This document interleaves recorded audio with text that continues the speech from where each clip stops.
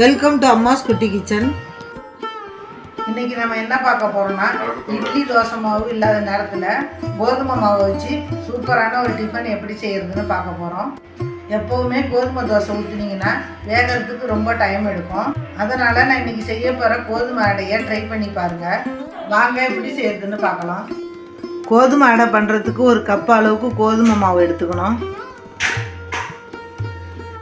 அடுத்தது ஒரு மிக்சி ஜாரில் சின்ன சின்னதாக 3 பச்சை மிளகாய் போட்டுக்குங்க. 1 ஸ்பூன் ஜீரகம்.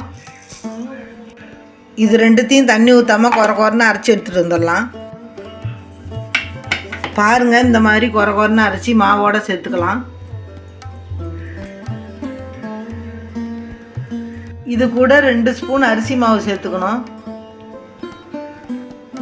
ஒரு பெரிய வெங்காயத்தை பொடி பொடியாக கட் பண்ணி போட்டுக்கணும். 1 ஸ்பூன் தேங்காய் துருவி போட்டுக்குங்க. 1/4 ஸ்பூன் மஞ்சள்தூள், 1/2 ஸ்பூன் மிளகுத்தூள், தேவையான அளவு தூள் உப்பு போட்டுக்கணும். அடுத்தது கொஞ்சமாக கொத்தமல்லி தழை கட் பண்ணி போட்டுக்குங்க. ஃபஸ்ட்டு இதை கையால் நல்லா மிக்ஸ் பண்ணி விட்டுக்கலாம்.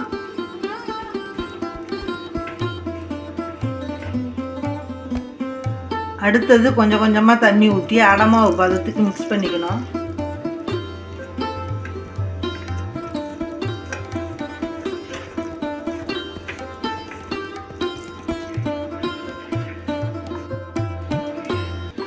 இந்த அளவுக்கு இட்லி மாவோட கொஞ்சம் திக்காக கலந்துக்குங்க.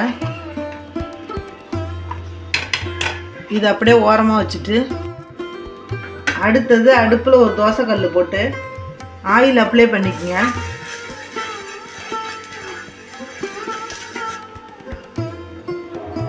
கல் சூடானதும் நம்ம சின்னதாக மொத்தமாக தட்டிக்கணும். இந்த அளவுக்கு அடை மாதிரி மொத்தமாக ஊற்றிக்கணும். இந்த அடையில் கொஞ்சம் சுற்றி எண்ணெய் ஊற்றிக்கலாம், அப்போ தான் நல்லா வேகும். இது அப்படியே லோ ஃப்ளேம்லேயே வச்சு ஒரு பக்கம் வேக வச்சுக்கலாம். இட்லி தோசை மாவு இல்லாத நேரத்தில் இந்த ரெசிபியை நீங்கள் ட்ரை பண்ணி பாருங்கள். இப்போ ஒரு பக்கம் வெந்துருச்சு, திருப்பி போட்டுடலாம். இன்னொரு பக்கமும் வேகட்டும். இன்னொரு பக்கமும் வெந்துருச்சு, ஒரு தட்டுக்கு மாற்றிடலாம்.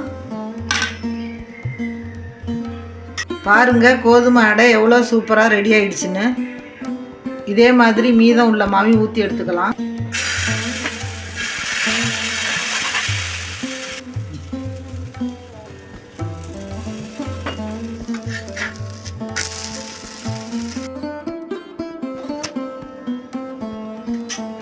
இந்த கோதுமை அடைக்கு தேங்காய் சட்னி, வேர்க்கடலை சட்னிலாம் வச்சு சாப்பிட்டிங்கன்னா ரொம்ப சூப்பராக இருக்கும்.